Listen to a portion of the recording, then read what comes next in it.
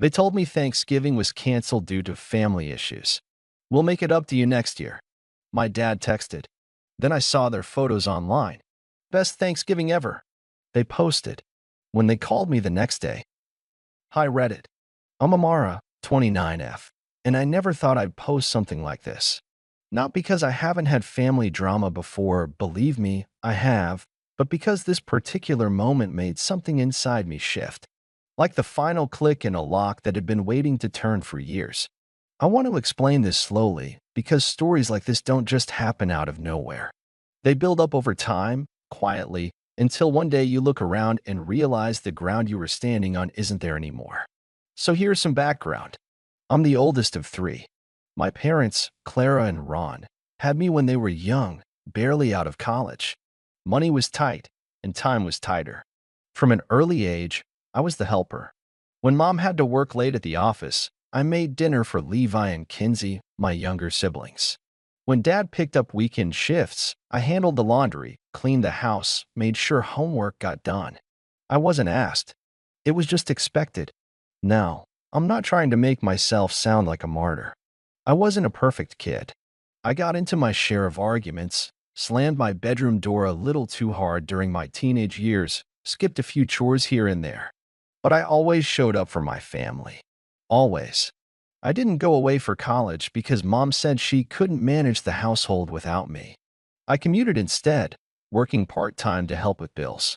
When Kinsey had her meltdown over algebra in high school, I was the one who stayed up with her until midnight going over equations.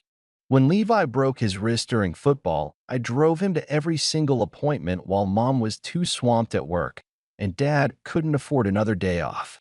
I say all this not to brag, but because it's important to understand where I stood. I wasn't just a daughter. I was the glue, the third parent they never acknowledged. When I finally moved out at 22, it wasn't dramatic. There wasn't some big blow-up. It just happened. I had saved enough to get a tiny one-bedroom apartment about 20 minutes from home. I thought I'd still be a big part of their lives. I figured I'd be over there every weekend, still helping with family dinners, still hosting movie nights, still the go-to person for advice or backup. But the shift was almost immediate. The texts got shorter, the calls fewer. Suddenly, I wasn't included in the small things: Kinsey's art showcase, Levi's weekend barbecue with his friends, family board game night. It was like once I wasn't under their roof, I became less real to them. An afterthought. But Thanksgiving? That was sacred. My grandmother, Mom's mother, used to host a beautiful Thanksgiving dinner every year. Nothing fancy, just warm, homemade food, mismatched plates, and laughter that filled every room. After she passed, the tradition moved to my parents' house. And for a while, it felt like the one thing that stayed consistent. No matter how distant things got, I was always invited. I always came early to help cook, stayed late to clean up. I brought homemade bread one year and got so many compliments that it became my permanent contribution. Thanksgiving was ours. So you can probably imagine how surprised I was when, about 2 weeks before the holiday, I got a text from my dad. Not a phone call, not a group chat with the family. Just a single, short message. Hey, sweetheart. Just a heads up, we're not doing Thanksgiving this year. A lot of family issues going on. We'll make it up to you next year. Love you. I read it 3 times before it sank in. Family issues? What kind of issues? No one had mentioned anything recently. If something serious was going on, illness, conflict, financial trouble, I felt like I would have known, or at least should have. I called my mom right away. No answer. I left a voicemail asking if everything was okay. I even texted her a little later saying, just checking in, saw Dad's message. Hope everything's all right. Let me know if you need anything. Nothing. I waited a day and called Levi. He picked up, but he sounded distracted, like he didn't really want to talk. Hey. Yeah, he mumbled when I asked about Thanksgiving. Things have been tense. I guess Mom and Dad just didn't feel up for it. Tense how? I pressed. He hesitated. Just family stuff. You know, that's the thing. I didn't know, but I didn't want to push. Levi's never been the best communicator, and I figured maybe there really was something serious going on. Maybe someone was upset or overwhelmed. I tried to give them the benefit of the doubt. Kinsey didn't respond to my message at all, not even a read receipt. I told myself not to take it personally. I made plans with two of my close friends for a quiet little friendsgiving at my apartment. We kept it simple: rotisserie chicken, mashed potatoes, cranberry sauce from a can. We watched a couple of old comedies, lit some candles, and played cards afterward. I even laughed a little, but the whole night, I felt like something was off, like I was missing something I didn't understand. The next morning, I woke up early and instinctively checked my phone. And that's when I saw it. A post from my cousin Drew. A photo of a beautifully decorated dining table, filled with dishes I recognized: mom's stuffing, Kinsey's sweet potato casserole, the patterned plates Grandma used to use.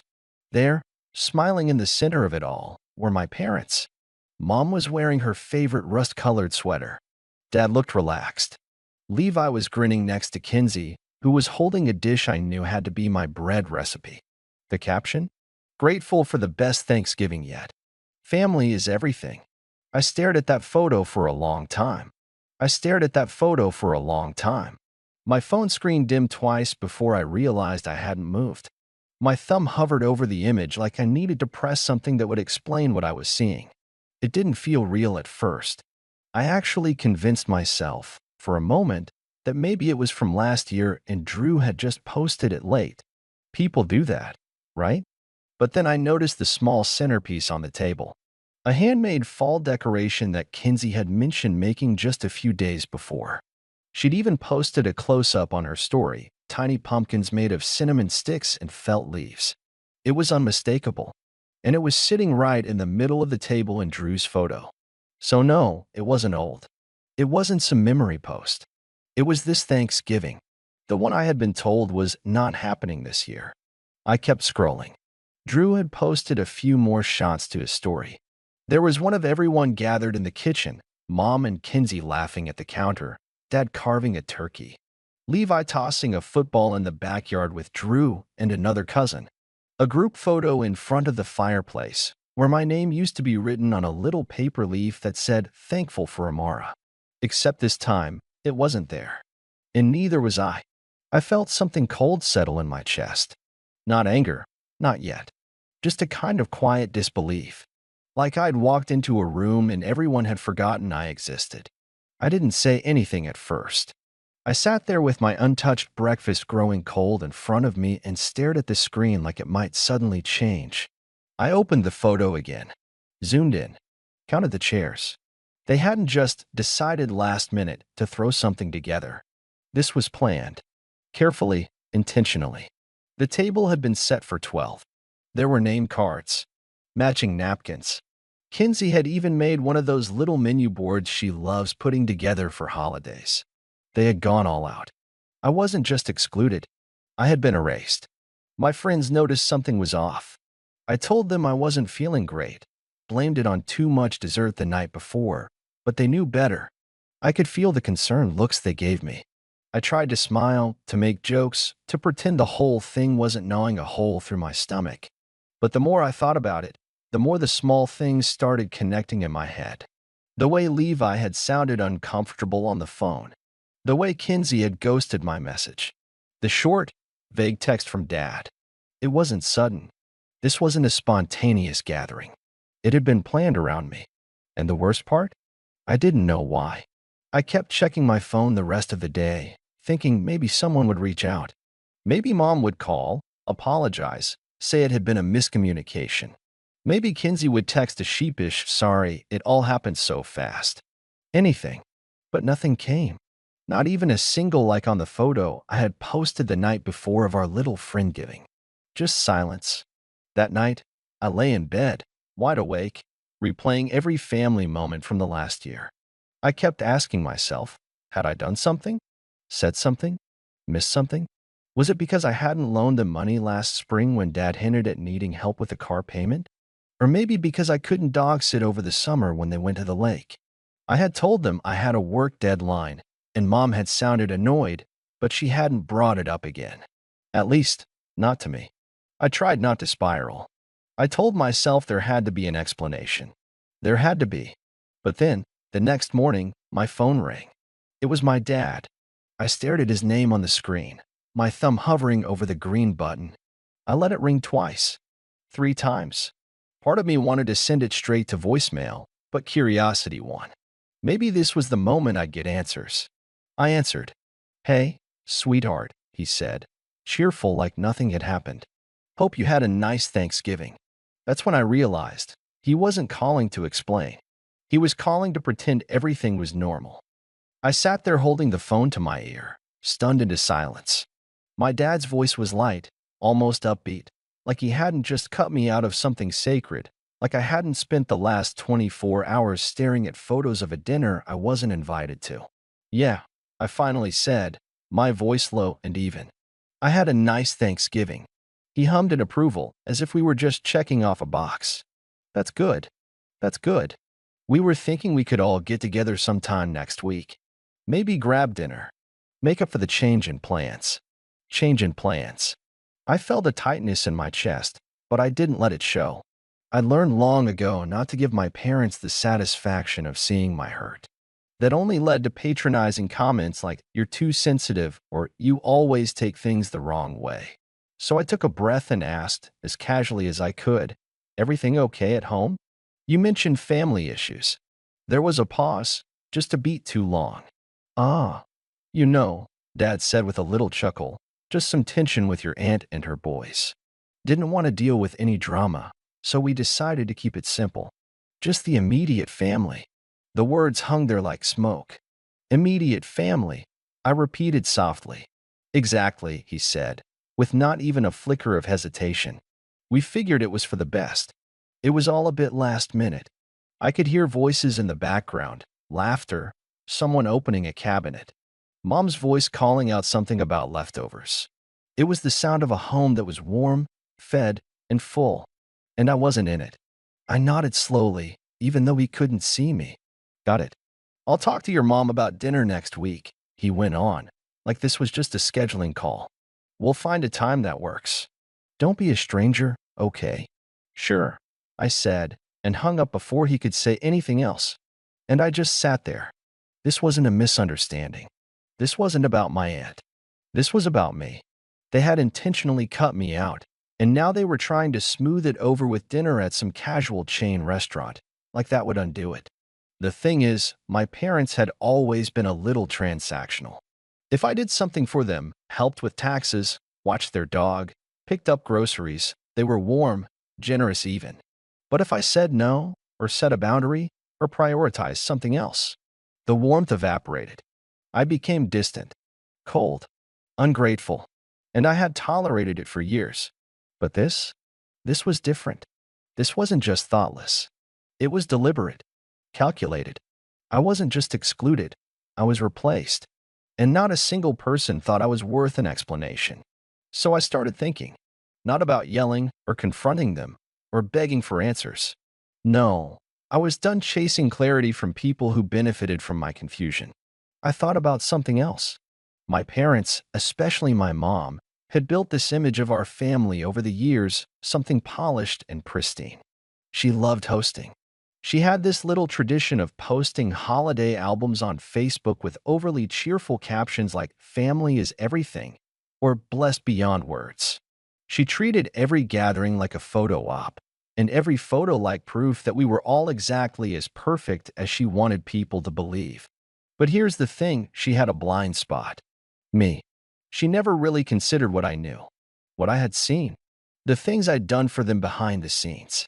The years of receipts I'd kept, not literal ones, but memories, stories, screenshots, the things they'd rather forget.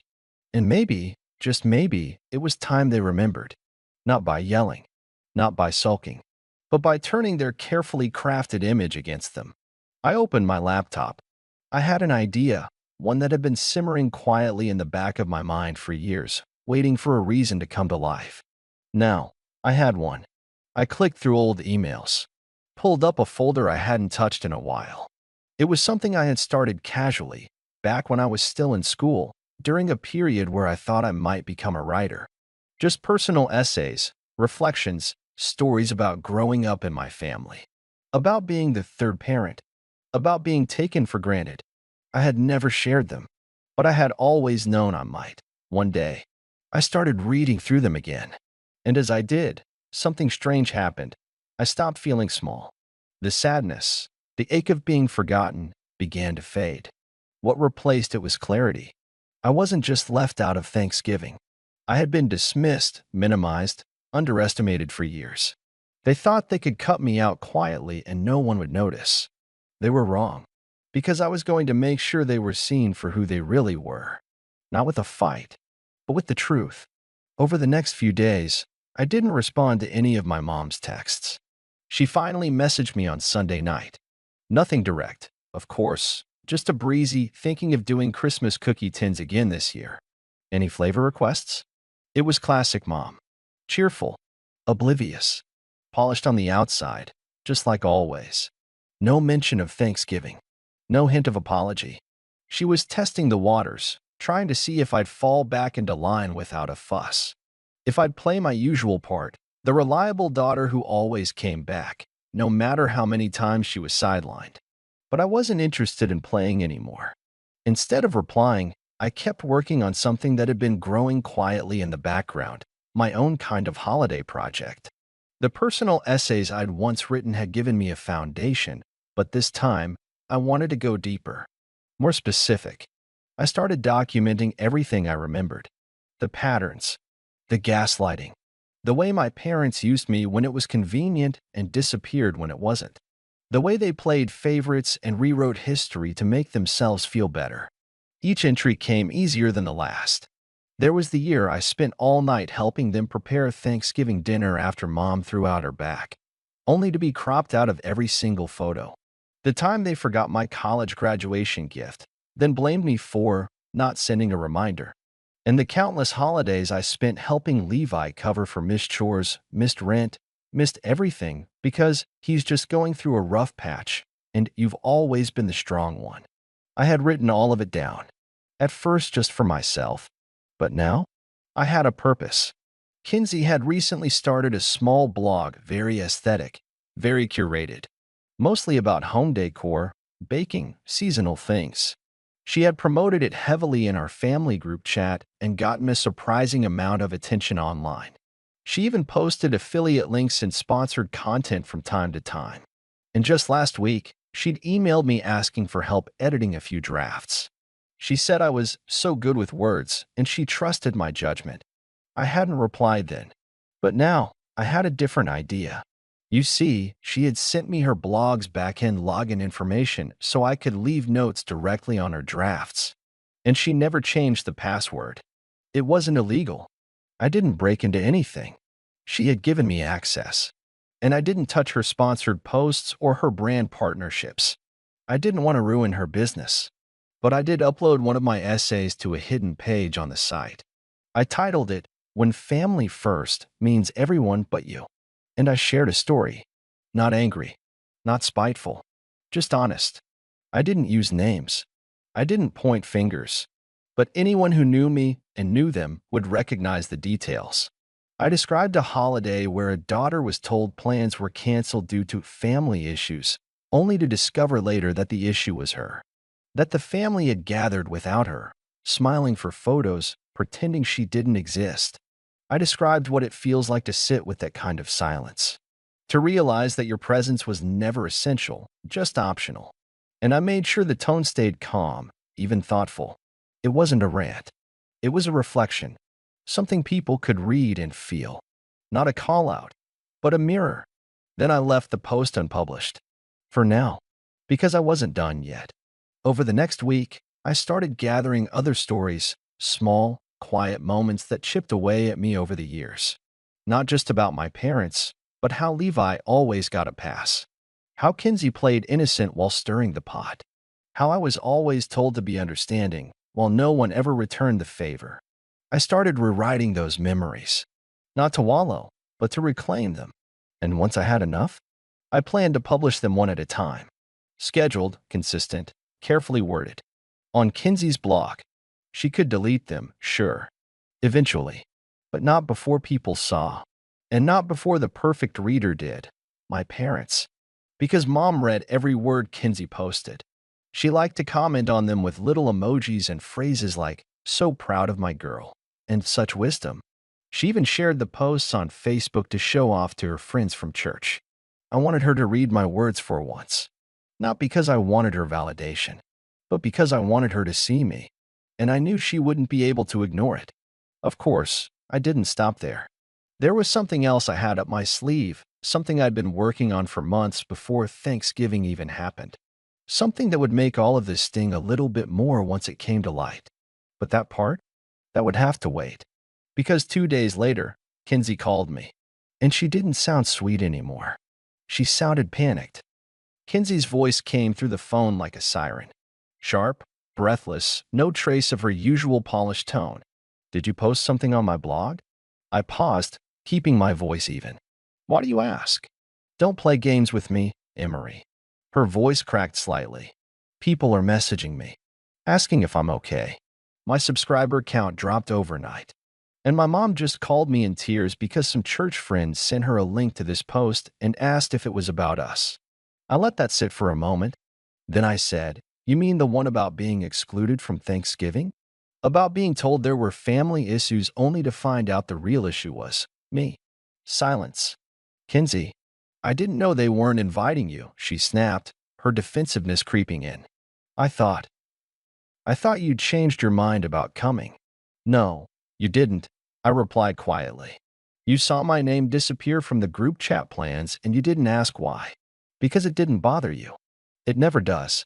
"That's not fair, but it's true." I could hear her breathing on the other end, unsteady and shallow. "You had no right to post that. You humiliated Mom. She's saying she can't go to church this week. Dad's furious. He thinks you've turned people against us." "They turn people against themselves," I said. "I just told the truth." Kinsey was silent again, but I could tell she didn't hang up because part of her wanted to know what came next. She always did prefer being prepared for fallout instead of surprised by it. "I didn't publish the rest," I said. "But I could." "You're trying to destroy this family." "No. I'm trying to stop pretending like this family hasn't been destroying me for years." Another pause. Then her voice dropped lower. "What do you want?" There it was, the question they'd never bothered to ask me before. I didn't hesitate. "I want you to tell them, all of you, that I know exactly what happened, that I was cut out of Thanksgiving on purpose, that no one even had the courage to admit it. I want a real apology, not a fake text, not a dinner invite, not a cookie tin." Kinsey scoffed slightly. "You think they'll actually do that?" "No," I said. "But now they know what happens if they don't." I didn't hear from her again that night, but I did get a call the next morning from my dad. Not a casual one this time. His voice was flat, like he was choosing his words carefully. "Your mother is very upset." "I bet she is." "We didn't mean to hurt you," he said. "It just seemed easier this way. We didn't think you'd mind." I waited for more. For a sorry. For any recognition of what they'd actually done. It never came. So I said, "Then I guess you can't be too surprised that I did what I did." He didn't argue. Just sighed. "We'd like to talk. In person. Clear the air." That's when I realized the real shift had already happened. They weren't calling because they regretted it. They were calling because I disrupted the image. The tidy, respectable, smiling image of a perfect family. And now they were scared someone might look too closely. I agreed to meet, on my terms, at a neutral cafe with no surprises. When we sat down a few days later, I didn't raise my voice. I didn't cry. I let them talk first. Mom fidgeted with her sleeve. "I want you to know we didn't mean to exclude you. We didn't think you'd want to be around all the tension. You've always been more sensitive to that kind of thing." I looked her in the eye. "You didn't even ask." She didn't deny it. "I'm not interested in rewriting history," I said. "And I'm not interested in being the scapegoat for keeping the peace anymore. If I'm part of this family, then I'm treated like it. If not, then we stop pretending." Dad looked away, jaw tight. And for the first time in years, they didn't push back. They didn't grovel either. That's not who they are. But they listened. They sat in that discomfort, forced to see the version of me they had ignored for so long. Not the obedient one. Not the fixer. just someone who finally had enough. We agreed on a few things that day: boundaries, clarity, no more pretending everything was fine while ignoring the rot underneath. I didn't go to Christmas. I didn't want another staged apology or gift bag or forced group photo. Instead, I spent it with people who had shown up for me without being asked. Friends who knew what it meant to be chosen family. And my blog posts? I eventually moved them to my own space. They're still up, still anonymous. But they found an audience, people who knew exactly what it felt like to be the forgotten one at the table. These days, my relationship with my parents is cautious. We talk sometimes, short calls, occasional texts. But they know now I'm not afraid to walk away if the cost of staying is silence. I didn't destroy the family. I just stopped letting it destroy me.